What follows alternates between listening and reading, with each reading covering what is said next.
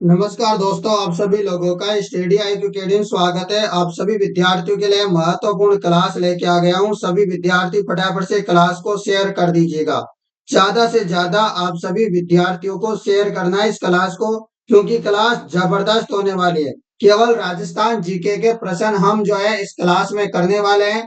आप सभी के सभी विद्यार्थी इस क्लास को शेयर कर दीजिएगा। और अभी आपको बताया, रात में 9 बजे विशेषण सर्वनाम जो विशेषण है उनके जो है अपन जो है करने वाले हैं। जो सर्वनाम है उसके महत्वपूर्ण प्रश्न आज की जो है 9 बजे वाले क्लास में करेंगे, तो उस क्लास को भी जरूर देखना भाई। चलिए दोस्तों, क्लास को शुरू किया जाए बिना देरी से। लीजिएगा आपके सामने महत्वपूर्ण प्रश्न आपकी स्क्रीन पर, जल्दी से एक जवाब देना है। प्रश्न है, राजस्थान के दक्षिणी पहाड़ी क्षेत्रों में आदिवासियों द्वारा उपयोग में ली जाने वाली कृषि की विधि को कहते हैं? तो क्या कहा जाता है बताना। राजस्थान के दक्षिण पूर्वी या बोले तो दक्षिणी पहाड़ी क्षेत्रों में आदिवासियों द्वारा उपयोग में ली जाने वाली कृषि को क्या कहते हैं? तो वालरा कहते हैं। और यदि इसमें एक और ऑप्शन होता चिमाता, चिमाता, तो चिमाता होता तो वो भी सही हो जाता। क्या होता? यदि चिमाता होता तो पहाड़ी क्षेत्रों में जो कृषि करते हैं ना, उसको चिमाता भी कहते हैं। और मैदानों में जो कृषि करते हैं उसको क्या बोलते हैं? दजिया। ये बात भी आपको याद रखनी है। वालरा तो है ही सही नाम, इन दोनों को मिलाकर के भी वालरा बोल सकते हैं। परंतु यदि पहाड़ों की स्पेशल पूछे तो चिमाता, मैदानों में स्पेशल पूछे तो दजिया। ऐसे भी आपको याद रखना है, क्योंकि ऐसे भी बहुत बार प्रश्न आया हुआ है राजस्थान में, आपको याद रखना है। अगला और बहुत ही महत्वपूर्ण प्रश्न आप लोगों के लिए, देखिएगा। ये रहा प्रश्न है आप लोगों के लिए, ध्यान से देखो। अक्टूबर 2024 तक उपलब्ध जानकारी के अनुसार निम्नलिखित में से कौन सा राजस्थान राज्य सूचना आयोग का सदस्य नहीं है? तो राजस्थान राज्य सूचना आयोग का सदस्य इनमें से कौन नहीं है अक्टूबर 2024 तक? जरा बताना। तो आपको पता है, श्री महेंद्र कुमार पारक भी रहे हैं राज्य सूचना आयोग के अधिकारी सदस्य। और उसके अलावा सुरेश चंद्र गुप्ता जी भी रहे हैं। और श्री मोहन लाल लाठर तो वर्तमान में हैं, इसके अध्यक्ष है। ठीक है ना? परंतु उपेंद्र सिंह नहीं है। कौन नहीं है? उपेंद्र सिंह। तो याद रखना है कि श्री महेंद्र कुमार पारक भी है, सुरेश चंद्र गुप्ता जी भी है, मोहनलाल लाठर भी है। समझ में आई आपको बात? चलो तो अगले प्रश्न में चलते हैं। बहुत ही महत्वपूर्ण प्रश्न है, एक एक। अगला प्रश्न है, मरुस्थलीकरण से सर्वाधिक प्रभावित क्षेत्र राजस्थान है, कौन सा? तो मरुस्थलीकरण से आपको बताया जो अपना पश्चिमी क्षेत्र है ये बहुत ज्यादा प्रभावित है। कौन सा? पश्चिमी क्षेत्र। आपको याद रखना है, ये जो है सर्वाधिक प्रभावित है राजस्थान का क्षेत्र मरुस्थल में। प्रश्न सीधा अपन जो है राजस्थान जीके के ऊपर वार करेंगे। और मैं बता रहा हूं, राजस्थान जीके को खोड़ के आना है पेपर में। 45 में से 45 जो राजस्थान जीके है ना, 45 नंबर की, 40 नंबर की art and culture geography history है। ठीक है? 5 नंबर की पॉलिटी। मैं बता रहा हूं इनको 45 नंबर है कुल मिलाकर के। 45 में से एक नंबर भी नहीं करना है, अपन को ऐसा काम करना है। इसलिए दोस्तों बता रहा हूँ, रोजाना शाम को 7 बजे क्लास लो। आपको जबरदस्त तैयारी मैं करा रहा हूँ। ऐसी जबरदस्त तैयारी आपको कहीं और जगह ना मिलेगी, ना मिलेगी। ठीक है? विजय सिंह वास्तविक नाम क्या था? मैं कितने बार बता चुका हूँ कि इनका वास्तविक नाम था भूप सिंह गुर्जर। और इनका संबंध था यूपी से। कहां से? यूपी से। ठीक है ना? इनका संबंध बिजोलिया किसान आंदोलन से भी है। और ठीक है ना, ये याद रखना बहुत ही इंपॉर्टेंट है। चलेगा? ये रहा एक और महत्वपूर्ण प्रश्न। प्रश्न है आपके लिए कि निम्नलिखित जिलों में से कौन सा मुख्यतः मैग्नीज के उत्पादक जिला है?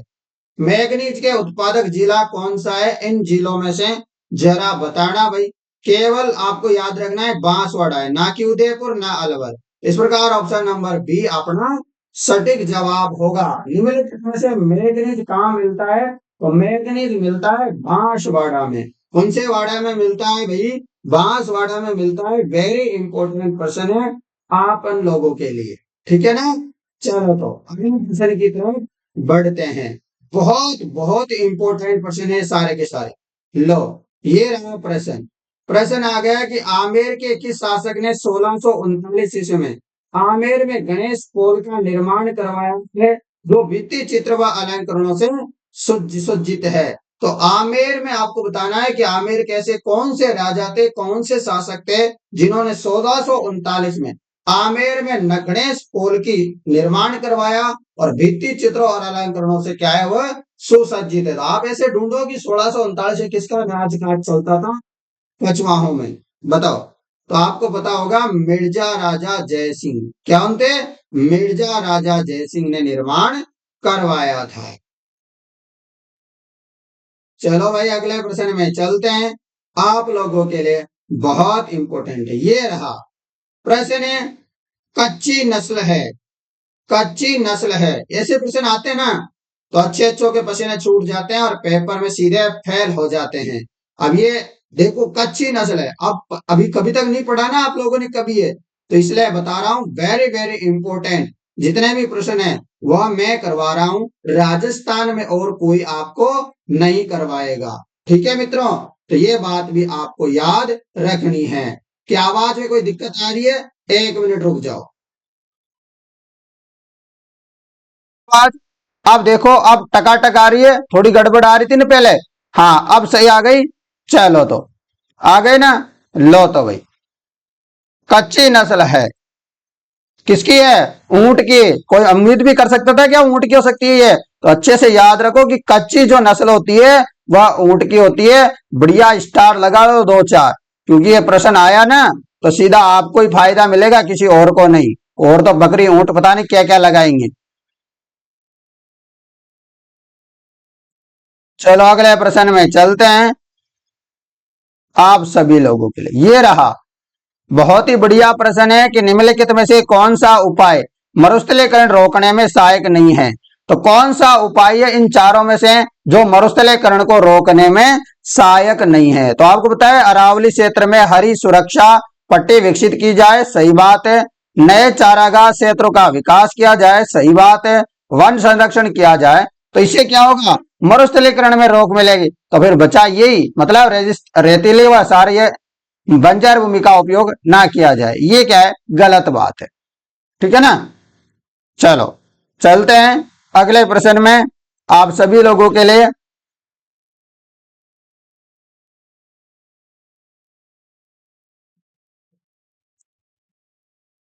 चलेगा, ये रहा महत्वपूर्ण प्यारा सा प्रश्न। प्रश्न है सिरोही क्षेत्र के गरासिया जनजाति का प्रसिद्ध नृत्य है। सिरोही क्षेत्र के गरासिया जनजाति का प्रसिद्ध नृत्य है। सिरोही क्षेत्र के गरासिया जनजाति का प्रसिद्ध नृत्य है। तो क्या होगा जवाब? जवाब हो जाएगा सिरोही क्षेत्र के गरासिया जनजाति का प्रसिद्ध नृत्य है वालर नृत्य। वेरी वेरी इंपॉर्टेंट है, वालर नृत्य पर स्टार कर लो जितना कर सकते हो उतना, क्योंकि ये प्रश्न 5 स्टार के लायक है और मैंने 5 स्टार दे दिया है। क्योंकि सिरोही में गरासिया जनजाति, और बहुत बार प्रश्न आता है कि गरासिया जनजाति का नृत्य कौन सा है, तो वालड़ नृत्य। वालड़ नृत्य किसका है, ऐसे भी बहुत बार आता है, तो गरासिया जनजाति का है। ठीक है ना, याद रखना भाई। चलो चलेगा अगले प्रश्न की तरफ। ये रहा प्रश्न बहुत बढ़िया है कि सबसे उपयुक्त उत्तर के लिए साथ में जो है आपको रिक्त स्थान की पूर्ति करनी है। जो यहाँ रिक्त स्थान है ना, इसकी पूर्ति करनी है। राज्य मानवाधिकार आयोग केवल भारतीय संविधान की 7वीं अनुसूची के संबंधित मामलों में मानव अधिकारों के उल्लंघन की जांच कर सकता है। तो जो अपने कौन सा है, राज्य मानवाधिकार आयोग है, ये 7वीं अनुसूची के अनुसार कौन कौन से मामलों की जांच कर सकता है उल्लंघन की, बताओ। तो आपको पता है ये सूची सेकंड है, यानी कि सूची सेकंड का मतलब राज्य सूची को, सूची थर्ड मतलब समवर्ती सूची। तो इन दोनों का क्या कर सकता है, ये जांच कर सकता है। समवर्ती सूची जिसमें केंद्र और राज्य दोनों कानून बनाते हैं, और राज्य सूची तो खुद की राज्य की हो गई। तो ये दोनों को याद रखना है कि सूची सेकंड में राज्य सूची, सूची थर्ड में समवर्ती सूची, दोनों का क्या कर सकता है, मामले को अपने हाथ में ले सकता है, जांच कर सकता है। चलो अगले प्रश्न की तरफ बढ़ते हैं।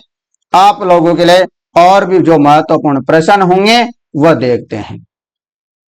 दोस्तों ये प्रश्न बहुत बहुत इंपॉर्टेंट है। ये रहा प्रश्न प्रश्न है निम्नलिखित में से कौन सा पश्चिमी मरुस्थलीय प्रदेश का उपप्रदेश नहीं है? बताओ निम्नलिखित में से कौन सा पश्चिमी मरुस्थल प्रदेश का उपप्रदेश नहीं है? कौन सा नहीं है? तो ये नहीं है दोस्तों। कौन सा? मध्य माई एवं छप्पन बेसिन, ये पश्चिमी मरु प्रदेश का उपप्रदेश नहीं है, याद रखना है। ठीक है ना। जबकि अंत स्थलीय प्रवाह का मैदान भी है, लूणी बेसिन भी है, घग्गर का मैदान भी है, परंतु मध्यमाई छप्पन का बेसिन ये पश्चिमी मरु प्रदेश का उपप्रदेश नहीं है।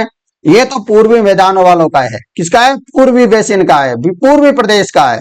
जबकि अंत प्रवाह का मैदान, लूणी बेसिन, घग्गर का मैदान ये पश्चिमी मरु प्रदेश की क्या है? उप प्रदेश है। सिंपल है ना? बिल्कुल लगाओ तो भाई। ऐसे एक भी प्रश्न आपके गलत नहीं होने चाहिए, ये याद रखना, क्योंकि ये प्रश्न एक एक प्रश्न आपके लिए सीधा आपकी तैयारी को चार चांद लगा रहा है। सीधा आपको नौकरी दिलाने वाले प्रश्न है ये, है ना। तो बहुत इंपॉर्टेंट है। लो एक और प्रश्न, 74वें संवैधानिक संशोधन के अनुसार महानगर क्षेत्र का तात्पर्य है। 74वां जो संविधान संशोधन है इसके अनुसार आपको बताना है कि जो महानगर क्षेत्र का तात्पर्य है, किससे तात्पर्य है? तो जवाब हो जाएगा 10 लाख या उससे अधिक जनसंख्या वाला जो क्षेत्र होता है उसको बोलते हैं महानगर। क्या बोलते हैं? महानगर। चलो अगले प्रश्न की तरफ बढ़ रहे हैं, और बहुत इंपॉर्टेंट जो भी प्रश्न होगा उसको अभी मैं कर डालूंगा। लीजिए आपके सामने एक और बढ़िया सा प्रश्न आ गया। लो, भांकड़ा नांगल परियोजना राजस्थान का साझा उपक्रम है। तो मैंने क्या बोला था आपको? भांकड़ा करते हैं पहरा वाले। भांकड़ा करते हैं कौन से वाले? पहरा वाले किए थे ना। मैंने बताया था कि भांकड़ा और भांगड़ा कौन करते हैं? पहरा वाले। पहरा वाले कौन करते हैं? पहरा। तो भांकड़ा समझ में आया कि पंजाब, हरियाणा, राजस्थान, समझ में आई बात है। तो ये आपको याद रखना है। 1 मिनट रुक जाइए दोस्तों, तब तक आंसर दो इसको कमेंट में।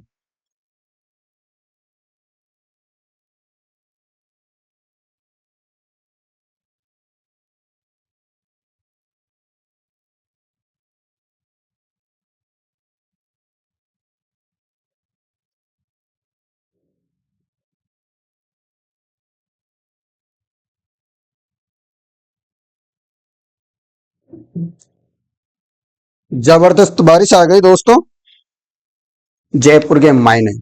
चलो इसका जवाब हो जाएगा ऑप्शन नंबर डी। मैं थोड़ा करता हूं नीचे, ठीक है ना। ये रहा पंजाब, हरियाणा, राजस्थान। मैंने बहुत बार बता रखा है ये प्रश्न, और ये प्रश्न जितना इंपॉर्टेंट है ना, शायद आपको पता है कोई सा प्रश्न नहीं होगा। बहुत इंपॉर्टेंट है, और जिस प्रश्न के बारे में मैंने बोल दिया ना कि ये इंपॉर्टेंट है, उसको तो भाई आप रट लिया करो। वैसे तो सारे इंपॉर्टेंट है, और जिसके बारे में मैंने कोई टिप्पणी कर दी, मतलब समझ लो वो प्रश्न कभी भी कैसे भी आपके पेपर में छप सकता है। अगला प्रश्न देखो, ये रहा संवैधानिक संविधान यानी कि 73वां संविधान संशोधन विधेयक के संबंध में निम्नलिखित में से कौन सा कथन सही नहीं है? सही नहीं है वो बताना है।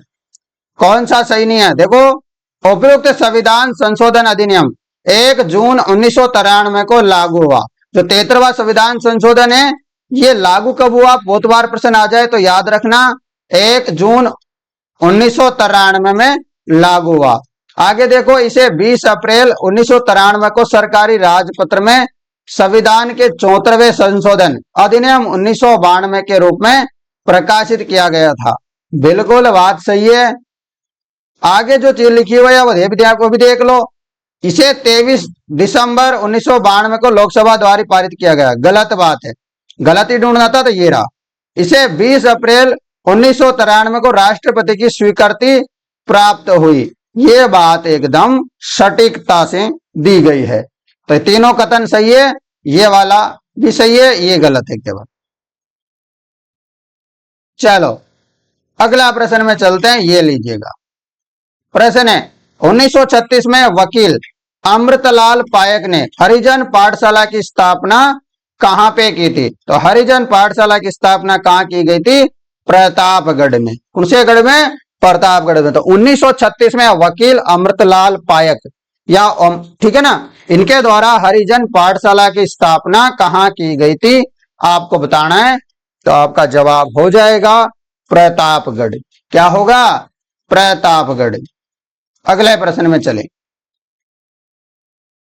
कैसे लग रही है आप लोगों को क्लास? कमेंट करके जरूर बताइएगा भाई। कमेंट करके आप जो है अपना जो है राय दे सकते हो कि आप लोगों को ये क्लास कैसी लग रही है, क्योंकि बहुत इंपॉर्टेंट प्रश्न है। लीजिए ये रहा एक और इंपॉर्टेंट प्रश्न। प्रश्न है, सुरजन चरित्र के रचनाकार कौन थे? बढ़िया प्रश्न है। सुरजन चरित्र के रचनाकार कौन है? बताइए। सुरजन चरित्र के रचनाकार है चंद्रशेखर। सुरजन चरित्र के रचनाकार है चंद्रशेखर। रख लोगे याद? सुरजन चरित्र के रचनाकार है चंद्रशेखर। अच्छे से याद रखना। अगले प्रश्न में चलते हैं सीधे आप लोगों के लिए। दोस्तों आप कमेंट करके बता सकते हो कि आपको और किस प्रकार के प्रश्न चाहिए, परंतु क्लास को अच्छे से देखा करो। मैं जिस प्रकार से आपको देख रहा हूं आप क्लास को अच्छे से शेयर वगैरह नहीं कर रहे हो। लो एक और बढ़िया सा प्रश्न पॉलिटी का। राजस्थान विधानसभा के तीसरे आम चुनाव, राजस्थान विधानसभा के तीसरे आम चुनाव 1962 में कांग्रेस के बाद किस राजनीतिक दल को सर्वाधिक स्थान प्राप्त हुआ? मतलब सर्वाधिक जो सीटें मिली थी तीसरे चुनाव में कौन सी पार्टी को मिली थी कांग्रेस के बाद? दूसरे नंबर में बताओ। तो जवाब हो जाएगा स्वतंत्र पार्टी को। किसको? स्वतंत्र पार्टी को सबसे ज्यादा सीटें मिली थी कांग्रेस के बाद 1962 में तीसरे चुनाव में।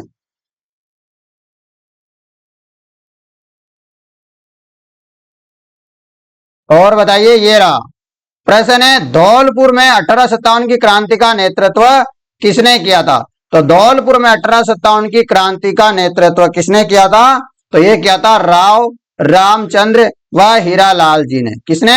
राव रामचंद्र व हीरालाल जी ने। यहाँ ये तो किसने किया था? ये यहाँ तो कोटा वालों ने किया था। ये जयदयाल मेहराब कहाँ के थे? कोटा के नेतृत्व करता थे, याद रखना। अगला प्रश्न आपके लिए। प्रश्न है, बूंदी में रानी जी की बावड़ी का निर्माण संवत 1699 में किसने करवाया था? सबको पता होगा कि बूंदी में जो है रानी जी की बावड़ी है, निर्माण कब हुआ? संवत 1699 में। निर्माण किसने करवाया? बहुत बार ये प्रश्न भी आया हुआ है, तो आपको याद रखना है रानी नाथावती ने। किसने? रानी नाथावती ने निर्माण करवाया था रानी जी की बावड़ी, और इसको बोलते हैं बावड़ियों का सिरमौर। ठीक है, अगलो प्रश्न की तरफ चलिएगा भाई।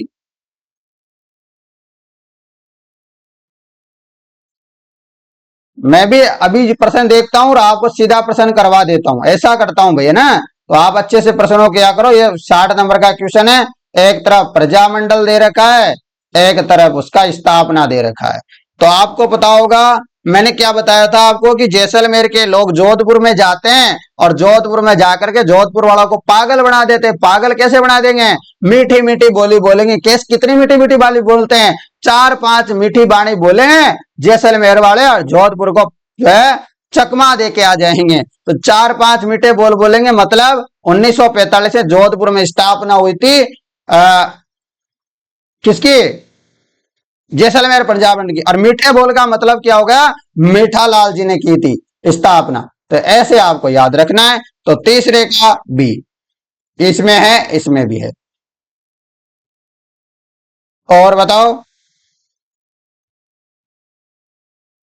और जयपुर प्रजामंडल की तो पता है आपको सबसे पहले स्थापना हुई थी, सबसे पहले। तो सबसे पहले मतलब 1931 में। तो ये रहा भाई। और उसके अलावा देखो जैस और मारवाड़ प्रजामंडल की स्थापना 1934 में होती है। तो ये रहा। इस प्रकार ऑप्शन नंबर सी हो जाएगा, याद रखना। बीकानेर भी सबसे ज्यादा आता है भाई, बीकानेर को भी बता देता हूं। तो बीकानेर याद रखना 1936 में स्थापना हुई थी मग्गाराम वैद के द्वारा। कहां पर? कलकत्ता में, मतलब देश से बाहर। ये भी याद रखना, बहुत बार प्रश्न आता है ये। मैं जो प्रश्न इंपोर्टेंट होता है ना आपके लिए वह सब करवाने का कोशिश करता हूं, और मैंने मेरे हिसाब से सब प्रश्न करवा दिए आप लोग। आपको विश्वास नहीं होगा, आपने लगभग 110 120-130 क्लासें कर ली जीके की। आप देख लेना, प्लेलिस्ट बना रखी है मैंने। फूल सागर जलाशय कहाँ पे है? बहुत बार आया हुआ प्रश्न है ये, इसको 5 स्टार दो भाई। बताओ फूल सागर जलाशय कहाँ है? फूल सागर जलाशय कहाँ पे है? तो फूल सागर जलाशय है अपने बूंदी में। कहां पर है? फूल सागर जलाशय कहाँ है? बूंदी में। ठीक है, फूल सागर जलाशय बूंदी में स्थित है। अगला प्रश्न, प्रश्न है 1948 में किन 4 राज्यों को जोड़कर मत्स्य संघ का निर्माण हुआ? तो मत्स्य संघ का निर्माण हुआ था ए बी सी डी से मिलाकर। A B C D plus Neemrana, Neemrana एक ठिकाना था, ठीक है ना। तो ये याद रखना, एबीसीडी, अलवर भरतपुर धौलपुर करौली। कहां पे है? अलवर भरतपुर धौलपुर करौली, ये रहा एबीसीडी प्लस नीमराणा, इनको मिला के मत्स्य संघ का निर्माण किया गया था। तो ये बात भी आपको याद रखनी है। कैसी लग रही है क्लास दोस्तों? आप लोगों की तैयारी कैसे चल रही है ये बताइएगा, ठीक है ना। तैयारी कैसे चल रही है आप लोगों की? लीजिएगा, ये रहा एक प्रश्न। प्रश्न है आपके लिए, अकबर ने चंद्रसेन के दमन हेतु किसे जोधपुर का प्रशासक नियुक्त किया? अकबर ने चंद्रसेन के दमन हेतु किसे जोधपुर का शासक नियुक्त किया? किसे किया था? राय सिंह को। अकबर ने जो चंद्रसेन था, इसी चंद्रसेन का अन्य नाम क्या मिलता है? महाराणा प्रताप का अग्रगामी बोलते हैं ना, महाराणा प्रताप का अग्रगामी, मारवाड़ का भूला बिसरा राजा, ये चंद्रसेन के बारे में बोलते हैं। और इनका दमन करने के लिए राय सिंह को यहां पर नियुक्त किया गया था। एक और बढ़िया सा प्रश्न है आपके लिए। प्रश्न है कि राजस्थान लोक सेवाओं के प्रदान की गारंटी अधिनियम 2011 के अंतर्गत प्रथम अपीले प्राधिकारी के निर्णय के विरुद्ध कितने दिनों में द्वितीय अपीले प्राधिकारी को अपील की जा सकती है? मतलब पहले अधिकारी को दूसरे अपील अधिकारी से अपील करनी है, उसके विरुद्ध कोई कार्यवाही करनी है, कितने दिनों बाद की जा सकती है? तो जवाब हो जाएगा आपका 60 दिन। क्या होगा? 60 डेज। 30 डेज नहीं होगा, 60 होगा। अगला प्रश्न, प्रश्न है निम्न में से कौन सी फसल शुष्क कृषि के अंतर्गत उपजाई नहीं जाती? तो शुष्क कृषि के अंतर्गत कौन सी फसल इनमें से नहीं की जाती? गवार कर सकते हैं, मूंग कर सकते हैं, रागी कर सकते हैं। अरे गन्ना के लिए तो बहुत सारा पानी चाहिए, और बहुत सारा पानी चाहिए तो होगा नहीं है यहाँ तो। बिल्कुल, तो भाई सटीक बात कही आप लोगों ने। अगला प्रश्न आपके लिए ये रहा। प्रश्न है राजस्थान में 14वीं से 16वीं शताब्दी में निर्मित निम्न में से किस मंदिर में दुर्ग स्थापत्य शैली का अनुकरण नहीं किया गया है? तो दुर्ग स्थापत्य शैली का अनुकरण नहीं किया गया है 14वीं से 16वीं शताब्दी में निम्न से किस मंदिर में? बताना जरा। इस प्रश्न को आप छोड़ दो और ये प्रश्न करना नहीं है, क्योंकि ये प्रश्न गड़बड़ है। इसमें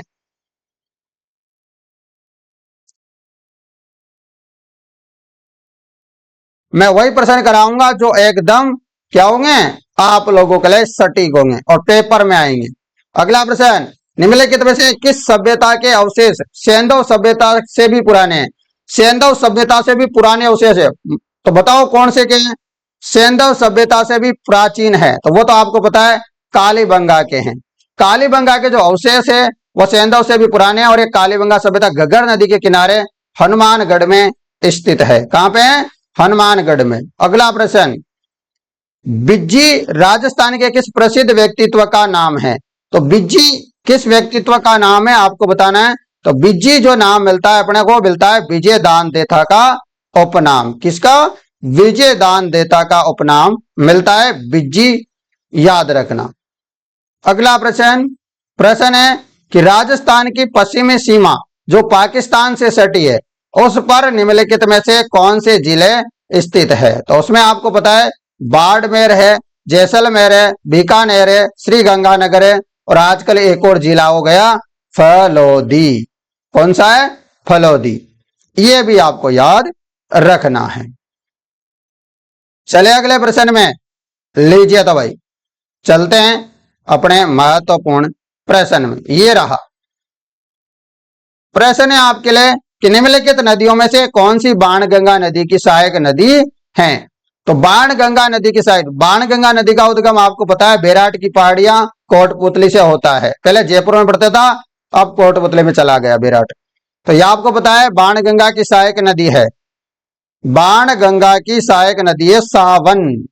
ये प्रश्न स्पेशल है ना, 5 स्टार लगाओ भाई, स्पेशल प्रश्न है।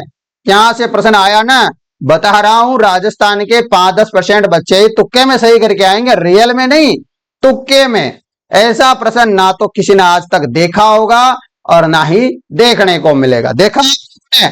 बिल्कुल नहीं देखा होगा। तो याद रखना कि बाणगंगा नदी की सहायक नदी है सावन। कौन सी है? सावन। अगला प्रश्न ये रहा, प्रश्न है मेजा बांध नदी पर है। तो मेजा बांध कोटारी नदी पे है और कहां पे है? भीलवाड़ा में। कहां पे है? भीलवाड़ा में स्थित है मेजा बांध।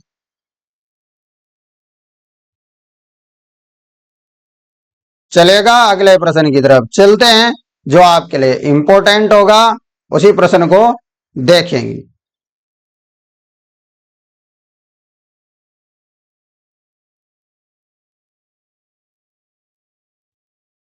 प्रश्न है निम्नलिखित कौन सा पौधा है जो वृक्ष से आंखों पर गांव के निदान में उपयोगी होता है? तो आंखों के गांव में निदान में उपयोगी होता है, ये कौन सा पौधा है ऐसा? तो जवाब हो जाएगा बबूल। निम्नलिखित से कौन सा पौधा या वृक्ष आंखों पर गांव के निदान में उपयोगी होता है? तो बबूल का वृक्ष। अगला प्रश्न आपके लिए,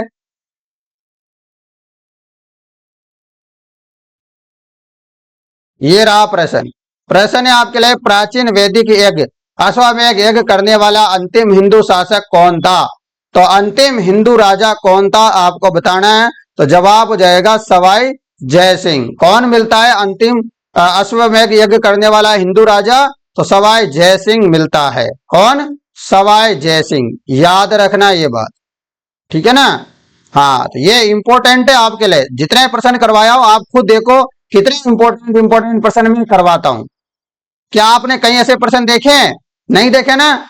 राजस्थान में धार्मिक आंदोलन को प्रारंभ करने का श्रेय किस संत को जाता है? दूसरी बात आपने ये भी देखी होगी, अपने एक भी प्रश्न गलत नहीं होता। चलो बताओ, राजस्थान में धार्मिक आंदोलन को प्रारंभ करने का श्रेय किस संत को जाता है? किस संत को जाता है? तो याद रखना संत धन्ना जी को। किसको जाता है? संत धन्ना जी को जाता है। अगले प्रश्न में चलते हैं।